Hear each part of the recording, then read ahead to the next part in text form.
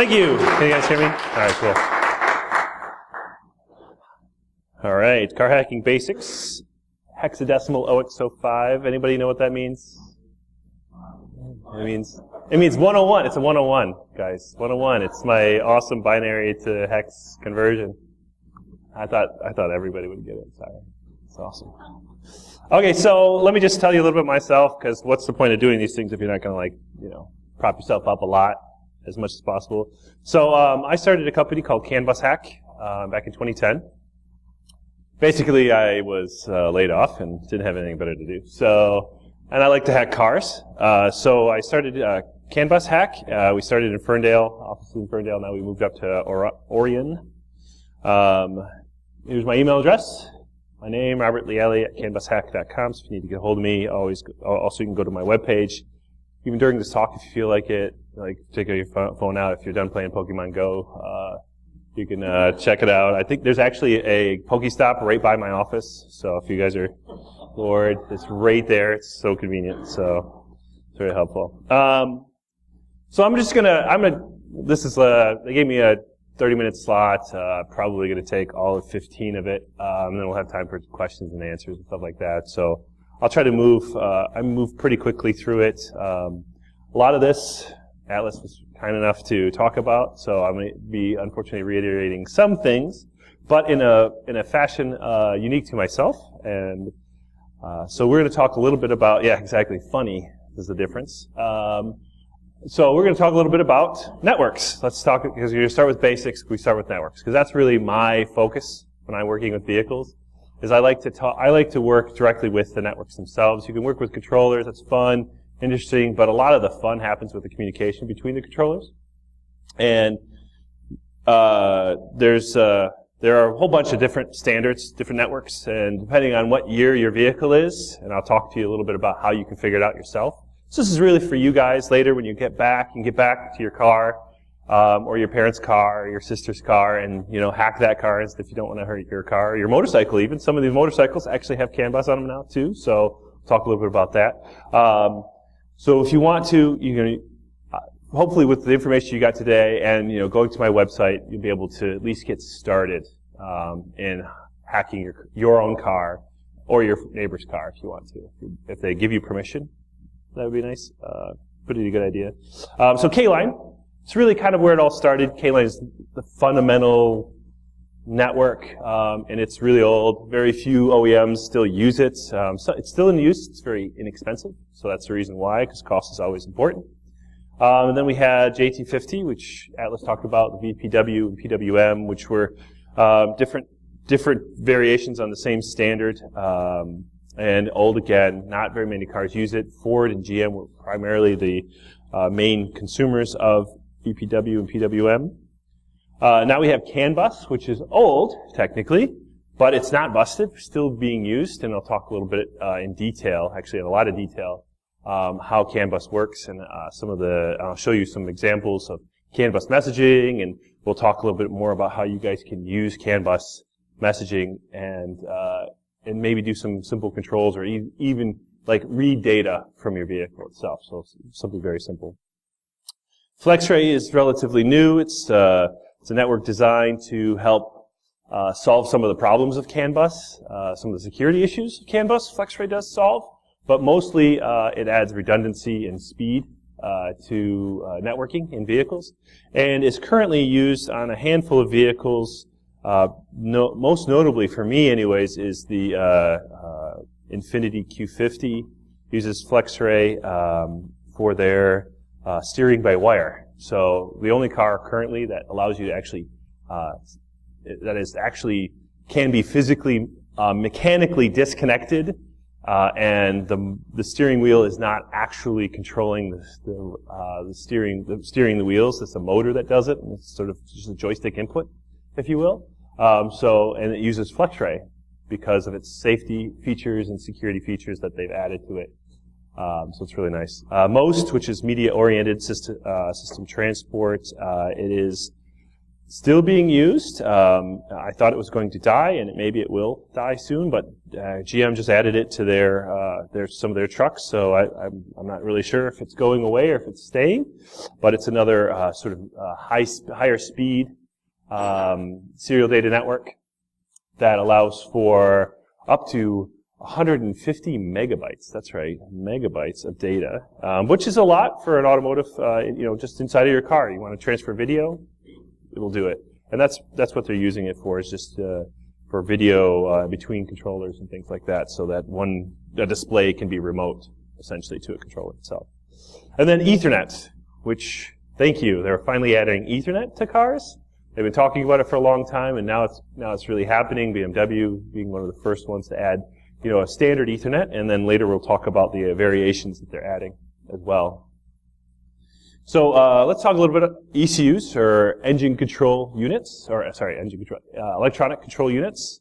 So there's a lot of them in your car. You might have a body controller, a window, a driver door controller, a passenger door controller, a shift interlock controller, your cluster, your head unit. You have maybe a rear body controller, your OnStar or your telematics device. So you can have any number of different controllers, even to the point where I've seen in some Ford vehicles, they have little tiny, they're little LED lights, that PWM lights that change the colors and intensity. So it might be blue or red. It has a little controller on it, and it's connected through a network. So all of the lights, even the lights to the point, are even controllable. And which, if you're going to have fun, if you want to control the lights and the pattern in which they go, you can do that. The headlights, all of the lighting can be a lot of fun as well. And there can be loads of ECUs. 10 is probably the minimum, and you can get up to 40 if you count those little tiny ones. Maybe you got 60 in your car. Who knows? Depending on what you call a little electronic controller. So there's a lot of different controllers on there, and really, the goal of each controller is to essentially physically connect switches to motors, right? Or physically connect inputs to outputs. So if you want to roll your window down, you hit that switch goes to a little controller. That controller is directly connected to a motor. But if you want to roll the passenger window down from your driver's side, that switch goes to the controller, sends it over a network, goes to another controller, that controller then sends it over to this controller, and then the window goes down. And hopefully it's fast enough that there's no latency, so the user, when they hit that switch, the window goes down very quickly afterwards. So as you can see, there's a lot of different features there. The other part of a controller, maybe a more advanced controller, is your engine controller. What does it do? It fires the individual cylinders inside of the engine as well. So there's a lot of different features that these controllers have. They might be controlling motors, windshield wipers, and taking inputs from switches. And it isn't necessarily the same controller that has the input from the switch that does the actual output. And that's where a lot of the fun comes in. When the systems are integrated over a network. Whenever the switch is remote from the motor that actually is controlling it, usually there's some sort of command that happens over the network. And when there's a command over the network, we can insert our own, essentially. So that's a lot where the fun comes in when you're hacking your cars, or your friend's cars, or your sister's cars, or your ex's car. No. So you get the idea.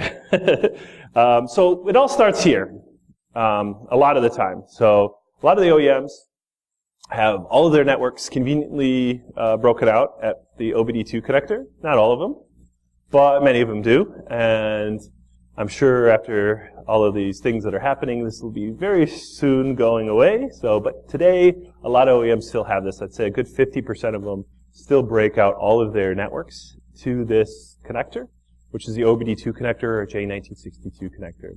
It's a 16-pin connector. Not all pins are populated. And this is actually a very important point, because when you look at this connector, I usually, when I get into a vehicle, the first thing I do is take a picture of it, just to see what pins are populated, because this will actually tell us what networks are on it. In my next slide, I'll go over that. So what networks are potentially available to you. So you can see, oh, this one's got a high-speed CAN, or this one's got a single-wire CAN, or this one's got a fault-tolerant CAN. You can actually tell based off of this connector, a lot of that information. So that can be very useful for you as well. It's really there for diagnostics, right? That's its legal reason. That's the reason why all cars 1996 and newer have this connector. That are sold in the United States and even in Europe have a very similar connector as well. I've seen it in China now. So a lot of the other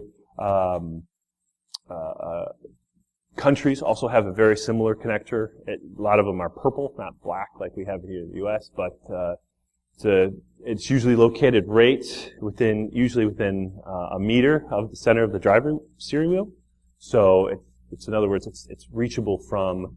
So if you're a tech that's trying to solve a problem on a vehicle, you can plug the tool in somewhere within the steering wheel.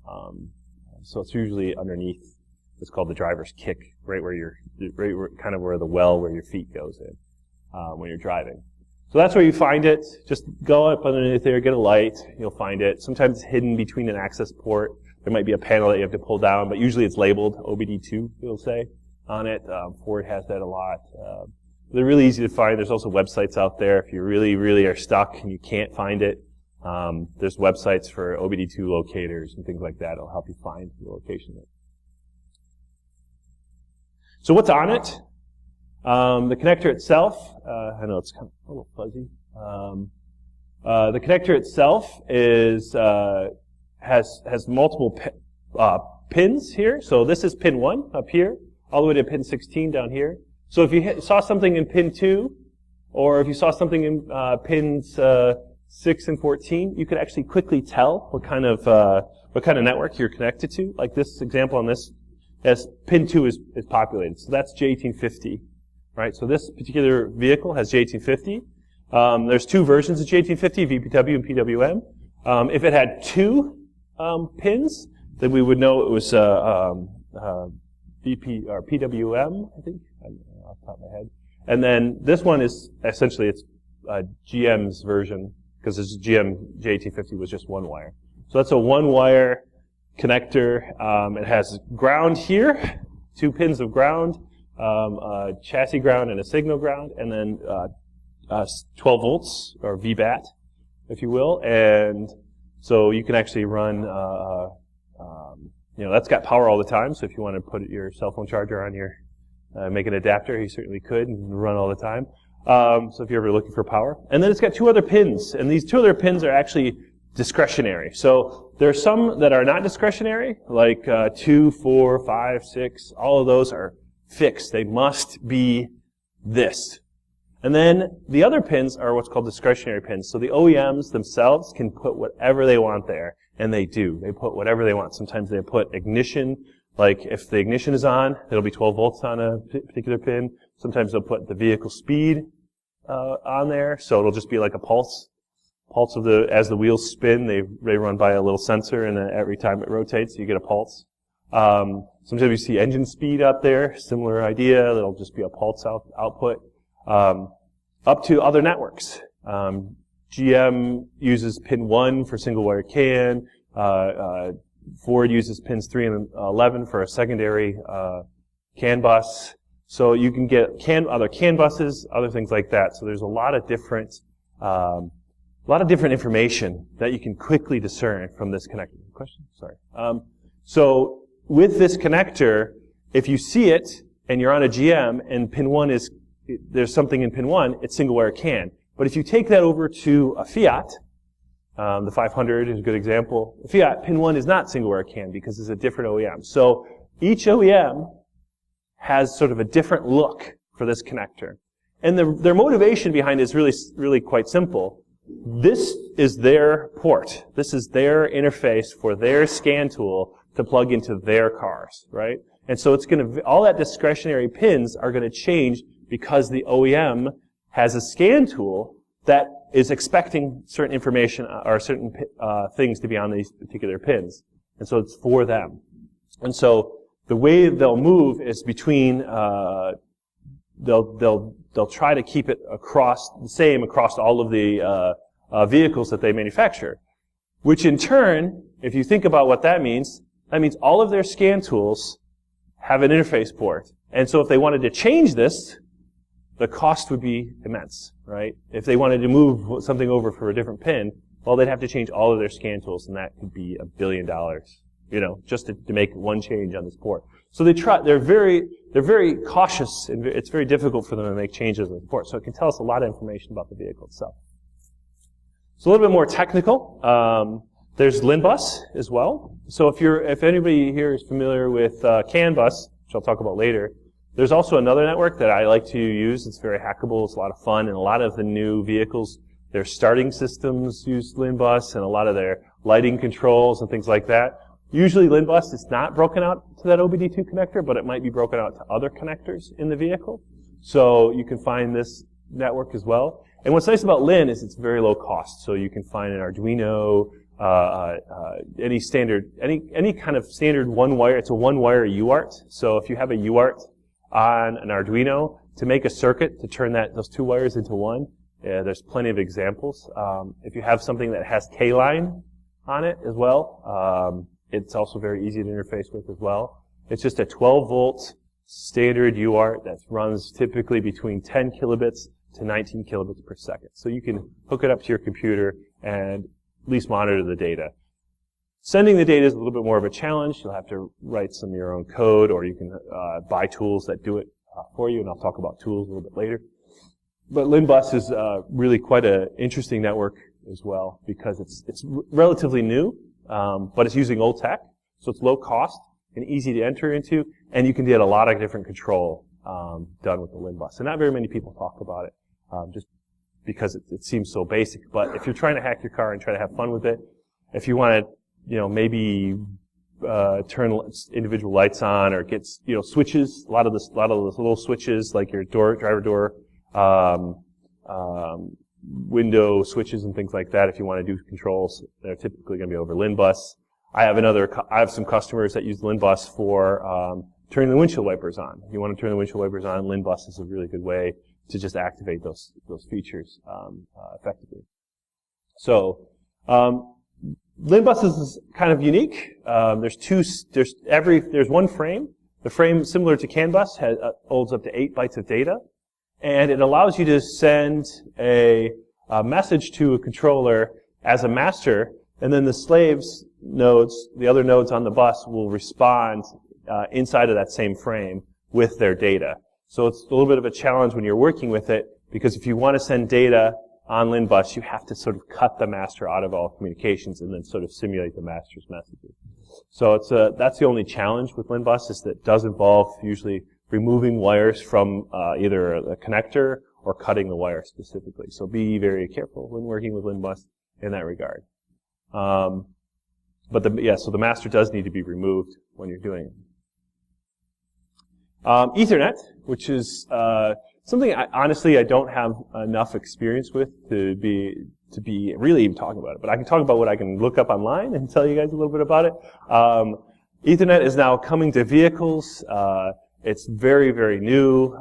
We know that the Tesla has it, but a lot of the Ethernet that we see in vehicles today is your standard Ethernet that you can plug into your computer. But they're changing that. They're changing that in vehicles right now. They're making their own Ethernet because 4 wires cost twice as much as 2 wires.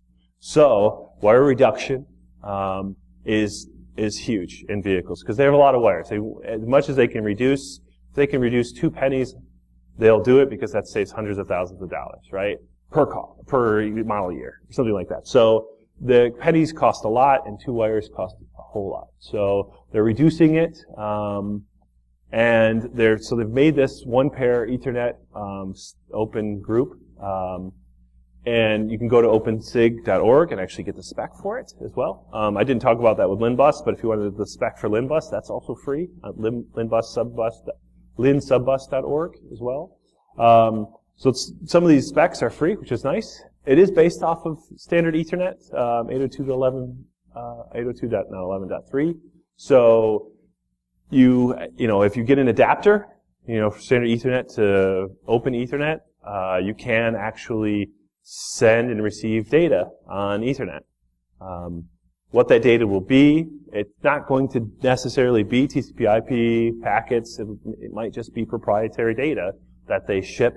It might be their own proprietary protocol, which is very common of OEMs, just send their own, make their own proprietary protocol. So a lot of research still needs to be done about the security of these protocols and if they're effective. I think they use standard Ethernet so for MAC address. So that layer still is intact. It's just that high-level protocol, whatever they're going to use, they can use whatever they want, obviously. Sometimes they use TCP/IP and I have seen CAN bus traffic over TCP/IP. So they'll repack CAN bus using their own proprietary protocol. So, and that's my very limited entree into this because it's very new. Like cars that are coming out with it they're just coming out or they're really expensive to buy right now. So I just haven't. But they're coming out now. 2 wires, and they're going to. So this actually this supports up to 100 megabits per second right now. I think it's the max. And then they're working on a gigabit as well. So they'll have a two-wire gigabit coming out, and then probably a few years as well. So we'll see it in cars in probably 8 to 10 years. So they're going to have, big pipes. They're going to connect the telemetry units with the head units so that they can do over-the-air updates, right? I mean, that's one of the big reasons is reflashing. Because of all of these, because of the problem of CAN bus, it just takes, if you get in your car, let's say you wanted to get a new back up. You get into your car, you turn it on, it says, hey, I got a new update for you. Would you like to apply it? And you hit yes. Then you have to wait 30 minutes for it to apply. People are not going to be too happy. They're not going to hit yes next time, right? So we really have to have a fast pipe that's going to allow us to send that data as quickly as possible between the controllers. The other option, the OEMs have 2 options, right? They can have all of the firmware stored on one module that has enough storage capacity so they can reflash other controllers, or they have to cache it on the actual controller itself, which requires twice the amount of storage so that it can be quick. So they have these challenges that they have to deal with. If you make it faster, then we can update it.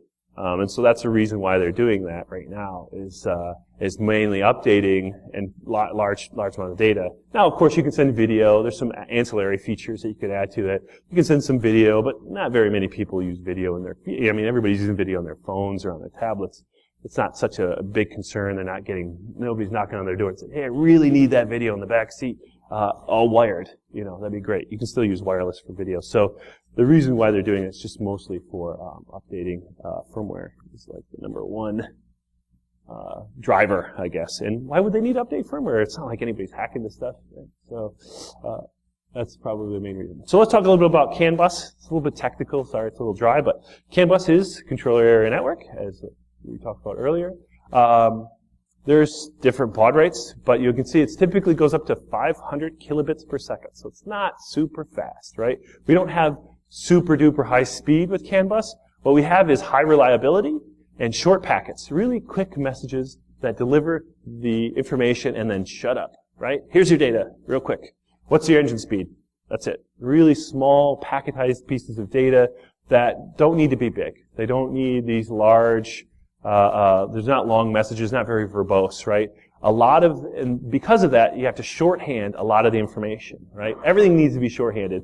You're given 8 bytes to tell everything you need to say about the status of this particular switch, or this motor, or this. And really, you have 8 bytes, that's 64 bits. If you can put it in 1 bit, put it in 1 bit. If you push the down button on that switch and you can fit it in 1 bit, or if you open the driver door and you can fit it in 1 bit, put it in 1 bit. Because we have 4 doors, plus the hatch, plus the hood. Let's put them all into 1 bit instead, each. And so because of that, we find that everything is really small messages, really quick, simple, and very, very, very efficient at the end of the day. But with efficiency, we lose that security, like we were talking about earlier. So if we wanted to insert our own value, so if a CAN bus message is sent on the wire and you wanted to send your own version of that exact same message, it can be done. And that's the challenge with CAN bus. So there are ways of mitigating that. And we've seen, you can sign the message, but you only have 8 bytes. So your signature's got to be really small, right? Very small. 8 bits of signature. It's a challenge to really secure that. But you could. But that's sort of what some OEMs have to do now, is they put small signatures on them just so that it's more challenging. But replaying them is still very much a possibility. But if you want to change it, it's a challenge.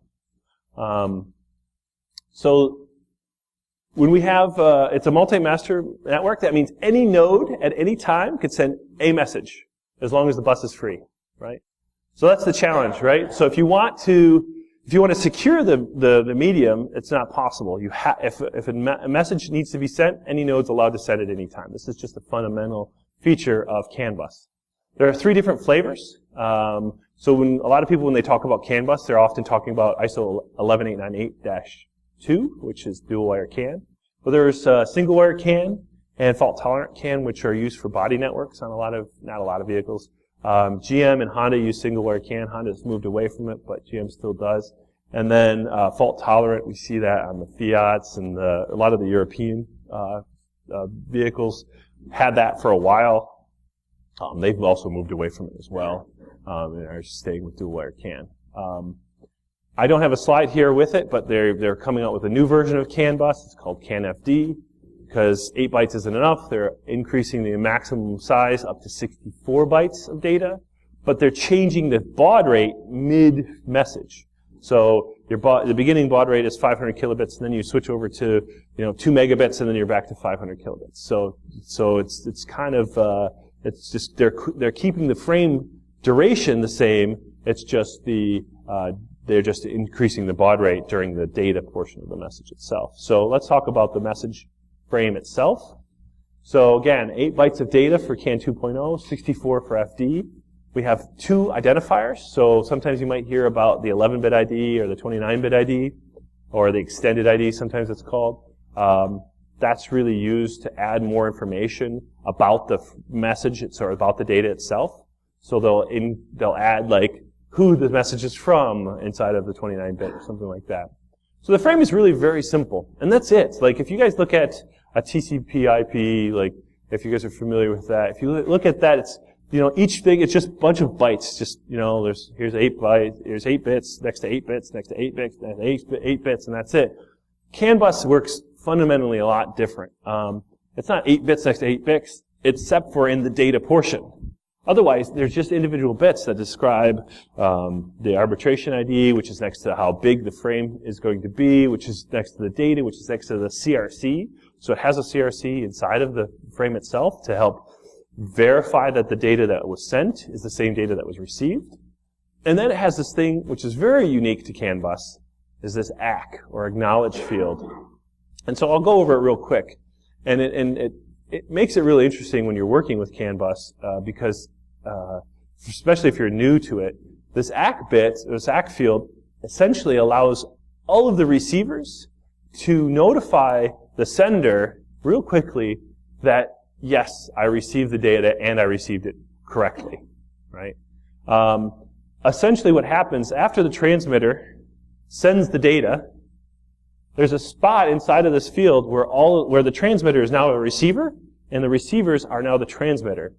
And what that does is all of the receivers will just essentially raise their hand and say, yes, I got it. During this 1-bit time right here. Boom, they'll just all say yes. But if one didn't get it, it will then, at the next part of that bit, say, no, I didn't get it. So it'll essentially say, that's its chance for all the other nodes to say, the ones that didn't get it, to actually say no. The ones that respond in the first bit will say yes. The ones that respond raise their hand in the second bit, they'll say no, I didn't get it. And what happens, and this is where it's really, really crazy at a very, very, very fundamental level with CAN bus, what happens is the transmitter will throw that message away that it transmitted. All of the receivers will throw their received message away. They'll notify the application, hey, I got an error. They won't tell it what happened. All of this data is just thrown into the garbage bin. And the application that was monitoring it will have only limited information as to what was there and why it happened. They'll just say, oh, somebody didn't get it, so don't worry, the transmitter is going to resend it again. Okay, well, guess what?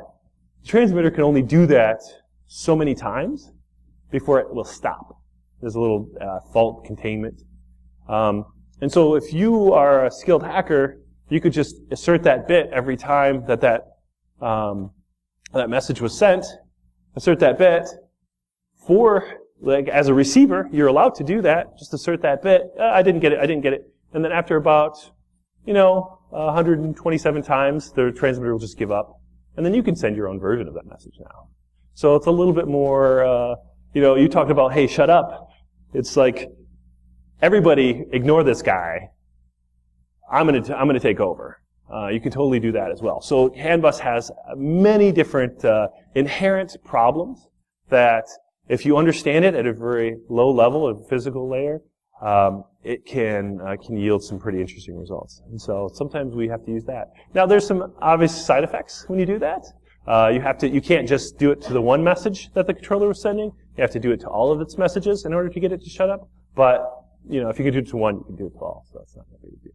So let's talk a little bit about diagnostics, because before I was mentioning, you got a command here, you got to send a command, you want to receive a command. Diagnostics actually is a little bit more of this is what the techs use. Like if you go to a dealership, they have a diagnostic scan tool. And what this diagnostics, what it allows you to do is actually be a tech, right? You can go buy these scan tools. You can go to eBay, get a tech scan tool, and do all of these features. So there's aftermarket scan tools that incorporate all of these features as well. But what that allows you to do is do what's one of my favorite things is input-output control. If you want to turn the windshield wipers on from the CAN bus from the diagnostic port, just send the request. And what's crazy is when the OEMs finally start locking us out of the normal messages that are going to turn the controller on, they're going to have a real difficulty locking this part out, right? I mean, it's going to be a challenge because they need their techs to also be able to do these diagnostic controls as well. So it's a big challenge they have to weigh the benefits. There's always a way, essentially this is a feature that they've added on purpose, and they want their techs to be able to plug into that diagnostic connector and send these controls. So what can we do? Potentially we can turn the windshield wipers on. Okay, that's boring, No, what's really interesting, you can turn the windshield wipers off. Not on. Who cares if you turn them on? You can turn them off. Somebody's driving down the road, windshield wipers on. I don't like that. Turn it off. Okay, well, it's not raining, so what's the big deal, right? It's not raining. You can turn the windshield wipers. Well, actually, you can also control the windshield wiper fluid if you're bored. Just turn that on. Well, I'll just turn the windshield wipers on. No, you won't. I turned them off for you. So there's some real challenges from that connector itself that when you're driving down the road, so just be aware of it. And how do we fix that? Do we just stop diagnostics? That's the thing. Like, can you just stop the ability for the user to do diagnostics? Oh, well, we can just limit. Right now, the challenge is if I am a user and I do an input and I try to turn my windshield wipers on, the diagnostics has priority. And so maybe we just change the priority system. So now the user, if they turn the windshield wipers on and they change that switch, it actually overrides the diagnostics, which is probably a good safety feature. So the thing is we're at the mercy of the controller software, right? Whatever software is in there, who's validating that it does that, right? The OEMs come up with a spec, they give it to their supplier follows the spec, they give it back, the OEM tests against the spec that they did, but did they put in their spec, hey, priority goes to the user? Typically, no, they're not thinking about it. So we just had to remind them a little bit. Sometimes that's helpful. But if you wanted to do it on your own car, it can be done. It's a lot of fun. Lock and unlock are also available if you want to, build your own little lock and unlock app on your phone, which I did, which is a lot of fun. Just for myself, just press a button, Bluetooth, unlock your car, all there. Commands are often in sequence, so a lot of times you might, especially with diagnostics, you might have to tell the car, go into a diagnostic mode, then tell it to do this thing, and then exit that mode. Sometimes it's necessary as well. So often a sequence, and I'll show you something else that you can do with diagnostics. Let me see if I have it up here. Should I bring it up? There it is. So another thing that's kind of cool.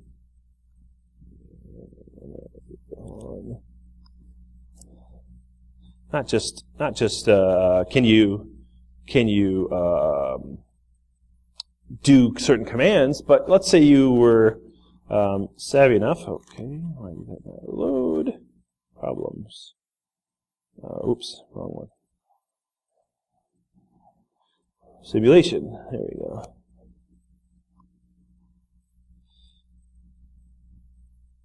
I gotta turn this filter off just so you can see what I can do. Of course. I did it yesterday. There it goes. Simulation, browse. Okay. I'll try it one time. If it doesn't work, oh well.